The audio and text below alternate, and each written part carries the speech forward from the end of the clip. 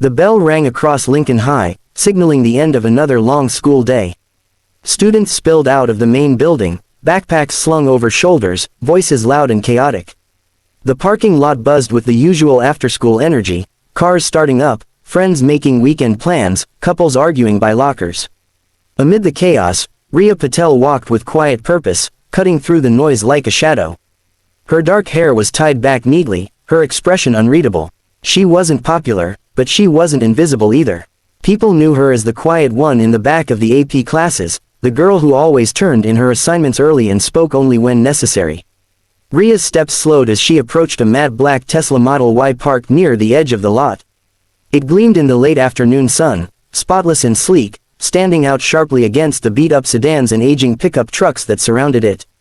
She clicked a button on her phone. The car's headlights blinked once in recognition, and the doors swung open smoothly. Before she could slide into the driver's seat, a voice called out behind her. "Hey, yo, hold up." She turned slowly. Jason Miller, Lincoln High's star quarterback and local golden boy, was striding toward her, flanked by his usual entourage. Lena walked at his side, twirling a piece of gum in her mouth, and two other guys from the team followed closely behind, all of them wearing matching varsity jackets.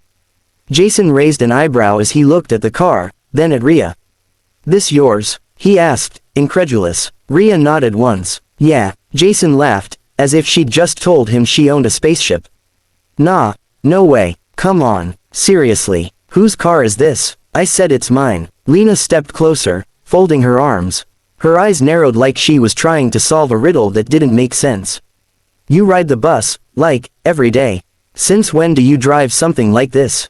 "I didn't steal it," Rhea said, voice steady but flat. "I bought it." One of the football guys snorted. "Right, with what? Your tutoring money. Did you hit the lottery or something?" Jason tilted his head, mock serious. "Or maybe you just found someone's keycard and thought you'd go for a joyride." Rhea didn't flinch. She had seen this kind of behavior before: posturing, mockery, the need to feel bigger by making someone else feel small. She didn't owe them anything, least of all an explanation. Still, the tension was rising. Other students began to notice the confrontation. A few slowed down as they walked by. One girl even stopped completely, pulling out her phone and starting to record. Jason, feeding off the growing crowd, raised his voice. "Hey, someone should call the cops. We got a car thief here trying to act slick." There were a few murmurs.